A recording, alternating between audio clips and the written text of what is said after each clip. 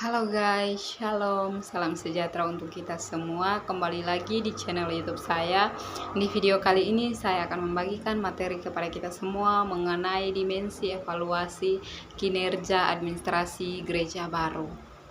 Nah, teman-teman, dimensi evaluasi kinerja ini pada dasarnya dilakukan untuk mengetahui sejauh mana kadar profesionalisme pelayanan di dalam gereja, sehingga pelayanan dalam gereja itu dapat berkembang dengan baik, berjalan dengan tepat sesuai dengan apa yang diharapkan dan dikehendaki oleh Allah.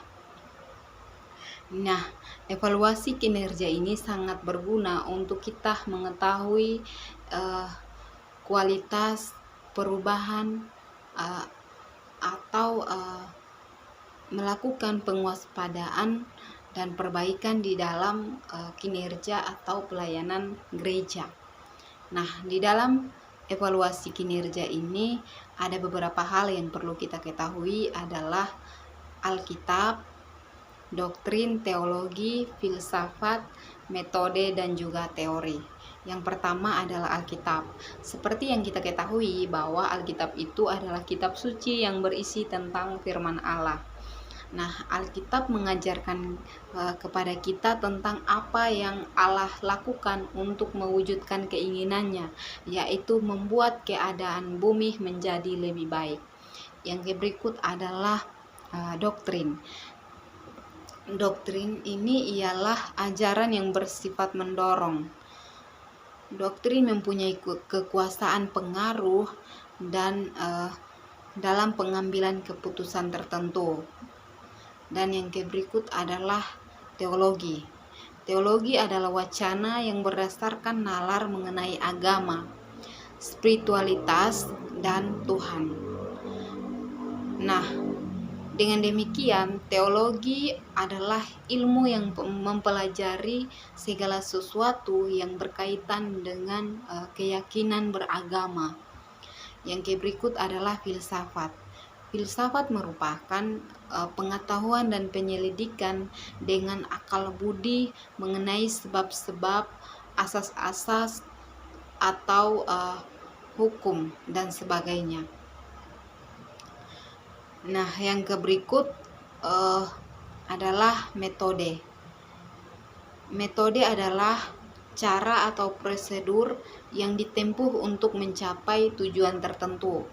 Jadi di dalam lingkungan gereja pun ada yang namanya metode.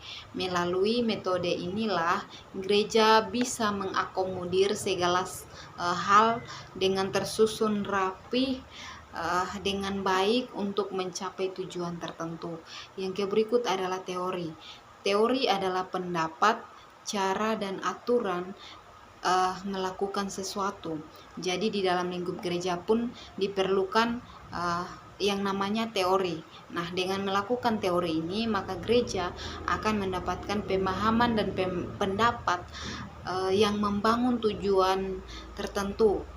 Oleh karena itu, ketika kita menjadi seorang pemimpin, maka kita harus menghubungkan keenam hal tersebut untuk mencapai tujuan tertentu, tujuan yang dikehendaki oleh Allah. Kita akan masuk pada materi selanjutnya adalah dimensi evaluasi kinerja. Di dalam dimensi evaluasi kinerja administrasi gereja baru ini meliputi beberapa hal. Yang pertama adalah akuntabilitas kinerja. Evaluasi pertanggungjawaban terhadap tugas dan panggilan gereja. Artinya gereja harus melakukan evaluasi pertanggungjawaban atau sering dinamakan dengan rapat BP3J di dalam pelayanan gereja. Di gereja saya sendiri biasanya dikatakan dengan rapat BP3J.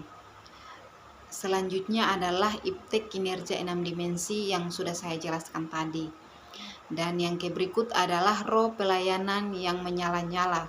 Roh yang merubah, artinya pemimpin yang melayani dengan sungguh-sungguh, dengan tulus untuk melayani Tuhan. Nah, di dalam dimensi evaluasi kinerja ada ayat firman yang menjadi pedoman terbaca di dalam Injil Matius pasalnya yang ke-7 ayatnya yang ke-24 hingga ayatnya yang ke-27. Artinya orang yang mendengarkan perkataan Allah dan melakukan, maka ia seperti orang yang membangun rumah di atas batu karang, yang walaupun hujan badai datang, rumah itu tidak akan roboh. Tetapi orang yang tidak mendengarkan perkataanku, ia seperti orang yang membangun rumah di atas pasir. Jika hujan banjir datang, maka rumah itu akan roboh.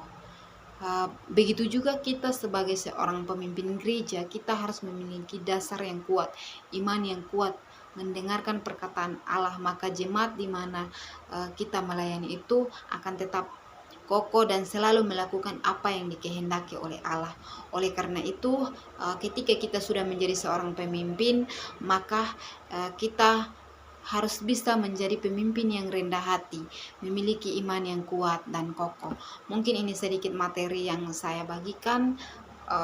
Semoga bermanfaat untuk kita semua, dan sekali lagi jangan lupa like, komen, dan subscribe channel YouTube saya. Terima kasih, Tuhan memberkati. Shalom.